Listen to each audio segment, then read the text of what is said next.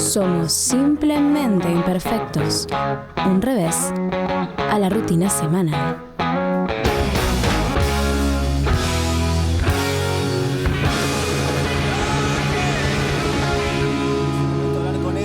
Exitoso escritor que tiene varios libros en su haber editados y traducidos en diversos idiomas, como habla nuestro gran compañero Emiliano Prado, y tal vez lo tengan de obras como El Anatomista o Historia Sexual de los Argentinos, el señor Federico Anderhazy. Está en línea. Federico, muy buenas noches, ¿cómo estás? Muy bien, gracias por la llamada, ¿cómo estás? Muy bien, muchas gracias por atendernos, Federico. Lo primero que te quería preguntar, para empezar liviano, ¿viste? Para empezar bien tranqui, es ¿cuánto de tu vida sexual está reflejado en tus novelas? Qué pregunta difícil. Tranqui, arrancamos. A ver, yo creo que la sexualidad y la literatura son hermanas gemelas y es muy, muy difícil establecer dónde empieza una y dónde empieza la otra. Porque, a ver, muchas veces tenemos la impresión de que la literatura erótica es una suerte de moda que empezó antes de ayer con un par de libros que se han hecho más o menos famosos. Pero en realidad la literatura erótica es tan antigua como la propia literatura. Los libros eróticos más antiguos datan de 5.000 años antes de Cristo. Incluso, digamos, aquella escritura cuneiforme hablaba de unas cosas que yo creo que hoy sería medio difícil de hablar. Entonces, a ver, me parece que la sexualidad atraviesa toda la literatura y, por supuesto, la sexualidad nos atraviesa a cada uno de nosotros. Ahora bien, ¿en qué punto y en qué medida se refleja la sexualidad del autor, digamos, en una obra? Realmente no lo sé, Mira, Freud hace ya más de un siglo había descubierto un mecanismo que es muy interesante y creo que sigue teniendo validez que lo plantea Freud, que era el mecanismo de sublimación. Él decía que toda obra artística, y por supuesto incluidas las obras literarias, surgía de una pulsión sexual, de una ordinaria pulsión sexual, y por diferentes razones esto se convertía en otra cosa superior, en algo sublime, y a esto justamente le llamaba sublimación. Entonces él decía que detrás de toda obra de arte, detrás de toda obra literaria, hay finalmente una pulsión sexual que se convierte en otra cosa.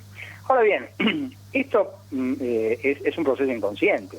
Freud justamente lo que señala es que es imposible que el autor vea y perciba en qué momento, digamos, esa pulsión de orden sexual se convirtió en otra cosa.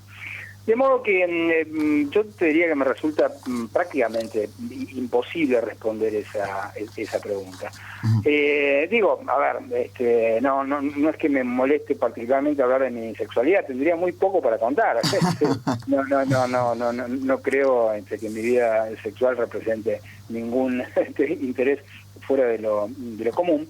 En cambio creo que sí la obra de un escritor va un poco más allá y habla de temas un poco más interesantes que la propia vida del autor.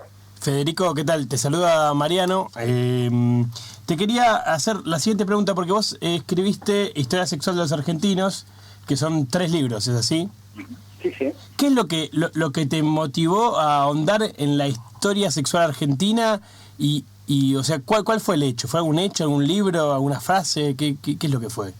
Mira, a ver, yo siempre digo que no se entiende la historia de un país si se desconoce la historia de su sexualidad.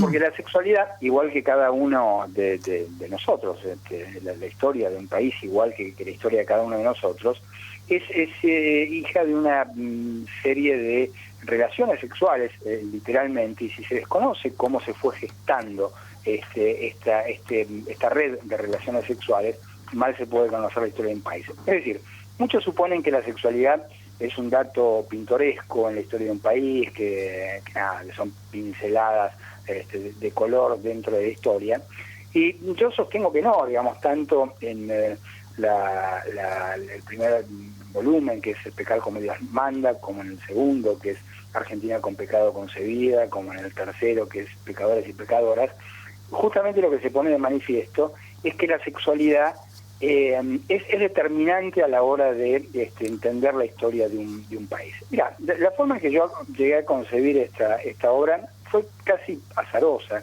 Yo estaba trabajando en un cuento que iba a transcurrir en la época de la colonia, en Buenos Aires de la época de la colonia, y iba a transitar estos ambientes prostibularios, este bajo fondo. Entonces, casi que automáticamente me fui a la biblioteca a buscar una historia sexual de los argentinos. Y descubrí que en realidad ese lugar en la biblioteca nacional estaba vacante por lo menos. Nadie había escrito, digamos, se había escrito mucho sobre sexualidad, pero ninguna obra compendiaba toda la historia de la sexualidad de los argentinos, de modo que me propuse un trabajo, te digo, ahora que lo terminé después de muchísimo tiempo de laburo, que me demandó realmente un trabajo demoledor, muy difícil porque tal vez sea lo más difícil de investigar, porque a nadie le gusta que se hable demasiado de la sexualidad. Pero además, ¿cómo es que fuiste buscando, digamos, cómo era la realidad sexual de la sociedad hace 200 años o 150 años, no sé? Bueno, mira, en principio debo decir que una cosa son los personajes de nuestra historia y otra cosa son los historiadores. En general, nuestros personajes de historia eran muchísimo menos pacatos que nuestros historiadores, que se escandalizan bastante fácilmente. Claro. Si por ejemplo tomamos uno de los personajes para mí paradigmáticos de la historia argentina, Sarmiento, por ejemplo, nos encontramos con un personaje fantástico, que no solamente no tenía ningún pudor para hablar de su sexualidad, sino que además escribió muchísimo, y escribió algunas de sus intimidades, y nos dejó un legado fantástico al respecto. Vos sabés, cuando Sarmiento estaba exiliado en Chile, el gobierno chileno lo envía a Sarmiento a hacer un relevamiento sobre las nuevas tácticas pedagógicas en Europa. El tipo viaja, hace el estudio y vuelve, por supuesto, con un trabajo fantástico, y como corresponde, el tipo liquida sus gastos. Sí. Yo tuve esa lista de gastos en mis manos y es fantástico, pero además el tipo lo publica en un libro que se llama Viaje por Europa y África, y realmente eso no tiene desperdicio. Dice, por ejemplo, él está en Francia y dice un café en el Le Quartier Latin, tanto, un paseo por aquí, tanto, un par de zapatos se compra un momento, tanto, orgías, tanto, pero fantástico, qué curioso esto, ¿no? Sí. El tipo sigue viaje, y de ahí se va a Italia, y ahí tenemos a Sarmiento en Milán, que dice un ristretto en la vida de cuánto, tanto, un paseo por aquí, un helado por allá. Muy detallista. Orgía, exactamente. Orgía. Y después el tipo se va a Roma. ¿Decía cuántas mujeres, por lo menos? Habría que ver exactamente qué eran las orgías, pero lo interesante viene en la lista siguiente. El tipo viaja a Roma, y en Roma nos encontramos con un Sarmiento mucho más religioso, y los gastos son otros. Sí.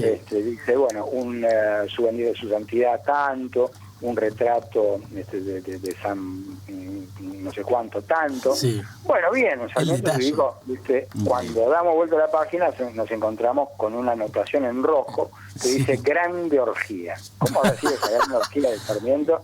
Es fantástico, pero a ver, donde dice orgía, léase orgía. Sí, literal. Y no es que decía burdel, no es que decía orgía. Y es cierto, cuando uno investiga cómo era, digamos, la vida prostibularia de la Europa de aquel entonces, está muy de moda las orgías, como se está imponiendo de a poco ahora también aquí en Buenos Aires. Mirá, ¿dónde? No sabía. Hay varios lugares donde algún prócer actual puede participar de orgías. Además, tampoco hay que pagar, son lugares donde la gente socializa, en fin, nada nuevo, quiero decir. Yo entre la gran bibliografía que utilicé para escribir este libro hay un libro fantástico que se llama Historia de las Orgías, y esto viene de muchísimo tiempo atrás. Digo, si nosotros nos comparamos con los antiguos griegos, la verdad que somos unos pobres infelices y bastante pacatos, ¿eh? Sí, son muy tranquilos. Sí. Ahora, Federico, disculpa. Estamos hablando con Federico Anderjasi, exitoso escritor. Sí. Yo te estoy escuchando. hablar de orgías, Nos reímos. de nuestros próceres. Sí, y yo leo, ¿no?, que en 1996 fuiste galardonado por la Fundación Fortabat y por El Anatomista, y bueno, Malita se manifestó en contra de que recibieras ese premio. Leo también que antes de entregar el tercer libro de Historia Sexual de los Argentinos, recibiste un mail donde se te amenaza de muerte incluso. Podrías escribir sobre vampiros adolescentes que se aman, pero no, vos seguís metido ahí. ¿Qué te motiva a seguir en ese tema?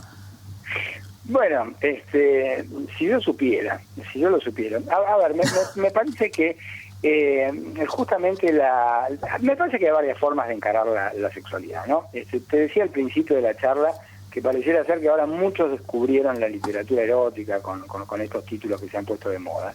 Y te decía también que la literatura erótica es muy antigua. Entonces, yo creo que uno no es que se proponga escribir acerca de tal o cual tema. La verdad es que esas son mis obsesiones y no podría cambiarlas por otras. Realmente claro. son esas. Vos recordabas este episodio con Amalita, que fue bastante curioso, porque efectivamente yo había ganado el premio de la Fundación Fortabat con El Anatomista, y cuando la mentora de la Fundación, Amalita concretamente, se enteró de que iba el libro, que habla de un tipo increíble que existió realmente, se llamaba Colón, y que llamándose Colón se declara el descubridor del clítoris, un médico renacentista. Y me parece increíble que el clítoris tuviese un descubridor y que además se llamara Colón. Realmente me parecía que esto merecía una bueno, lo cierto es que cuando Amalita se entera de que va esto, o lee el libro, como eran tantas las versiones que corrían en torno a la vida íntima de Amalita, yo creo que si ella aparecía de alguna forma premiando un libro que tenía como centro el clítoris, iba a terminar confirmando algunas sospechas o algunas habladurías que circulaban con mucha insistencia. Yo creo que ella hizo un gesto muy ampuloso para que se notara, digamos, que ella no tenía nada que ver con todo lo que se estaba diciendo por ahí. Pero sí tuvo que ver. Es una explicación. Sí, después un grupo, cuando saqué uno de los volúmenes de historia sexual de los argentinos, una asociación belgraniana de Entre Ríos propuso, literalmente sacó también una solicitud en los diarios donde proponían fusilarme. ¡Qué lindo! Sí, decía que no sé qué figura legal ni de qué siglo, ¿no? Porque viste que esta gente atrasa algunos siglos. Así que proponía fusilarme. Afortunadamente no tuvo demasiado esto la propuesta de esta gente y acá estábamos conversando. Pero bueno, ya también Amalita había sacado una solicitada en aquel momento por los diarios diciendo que el anatomista no contribuye a exaltar los más altos valores del espíritu humano, cosa que yo siempre supe, digamos, nunca me puse semejante cosa, ¿no? Ni creo que la literatura tenga por función exaltar los más altos valores del espíritu humano. Claro. Cada escritor decide qué es lo que quiere hacer con sus libros. Claro. Federico, vos sabés que recién, estabas contando hechos curiosos, como que te habían amenazado, que te querían fusilar. Y bueno, Emanuel, recién te leía también información que teníamos. Yo te quería decir una frase que tengo acá, a ver si vos me decís si es verdad o no. Sí.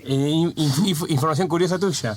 Dice, una vez en una conferencia en Finlandia, empezó a discutir con varios escritores y dice que de repente se dio cuenta que estaba desnudo. ¿Cómo?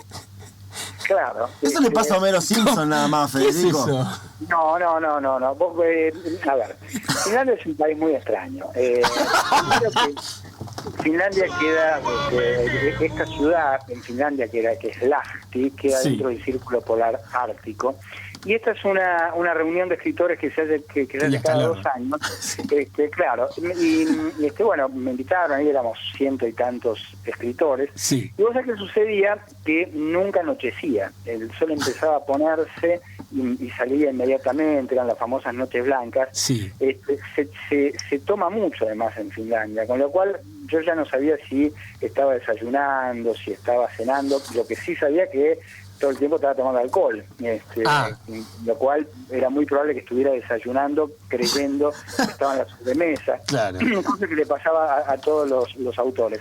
Bueno, y lo cierto es que después de una de las ponencias, dicho en el sentido literario, ponencia, uno iba siguiendo como al rebaño, ¿no? La manada. Y digámoslo, confundido con Las Noches Blancas, medio en pedo, Sí. para decirlo concretamente. Claro. Y en un momento yo recuerdo que estaba discutiendo con una autora francesa, no me acuerdo acerca de qué. No importa. No importa. Veníamos caminando, una señora mayor, por otra parte, y en un No es una momento tonta No. estábamos en un recinto, y yo recuerdo que estaba discutiendo muy acaloradamente, y la miro a ella, y digo, esta señora está desnuda. Y miro al costado y digo, pero este señor también. Me miro a mí, yo también estaba desnuda. Es extraordinario.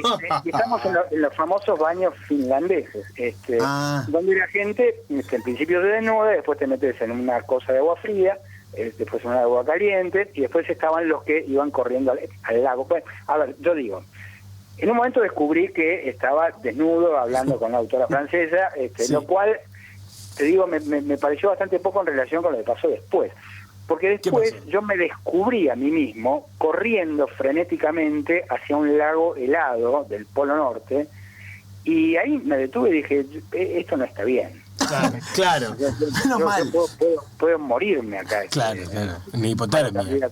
De hipotermia, o de borracho, o de escritor, o no sé, pero decidí que ya era demasiado. Ya estaba bien. Pero ya está bien. Claro.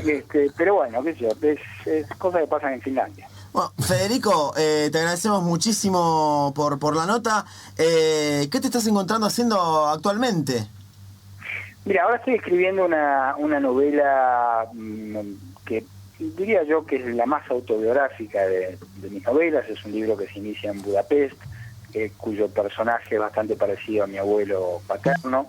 Es una novela que transcurre durante la Segunda Guerra Mundial, y después se desarrolla en Buenos Aires y llega hasta la década del 80. Y bueno, ya te contaré cuando salga el libro, te puedo contar con más Sí. con más detalles. Pero la verdad es que es muy difícil escribir acerca de la propia historia, porque claro, escribir sobre Mateo Colón, el descubridor del clítoris, digamos, no tiene ningún costo emocional. Escribir sobre Gutenberg, como en el libro Las Placeres Prohibidas, tampoco, pero escribir ya sobre la historia familiar es más complicado. Gracias, Federico. Y por último, algo que nos preocupa mucho a todos los que hacemos Simplemente Imperfectos. Nosotros estamos ya hace 3 años al aire, y la verdad es que desde un principio te queríamos entrevistar. Nunca podíamos, porque sabemos que los viernes a la noche vos jugabas al fútbol. Sos joven, 50 años. ¿Abandonaste el fútbol de los viernes que hoy estás hablando con nosotros, o todavía estás ahí? No, abandoné porque me averié. Mira, yo tengo varios problemas, como verás en esta charla, y uno de los problemas, yo hace unos años en un accidente de moto y me saqué los 2 brazos de lugar. Venía bastante bien con ese tema, y jugando al fútbol hice una maniobra bastante extraña, me saqué un brazo de lugar, y es muy doloroso. Digo, ya está bien, ya es tiempo de jugar al ajedrez, y el juego es un poquito más tranquilo. violento. Bueno, Federico, te agradecemos, te deseamos éxito, que seguramente lo vas a tener, porque ya lo demostraste con todo lo que escribiste antes y en esta nueva novela. Te agradecemos mucho de parte de todos Simplemente Imperfectos. Te mando un abrazo grande y gracias. Muy buenas noches.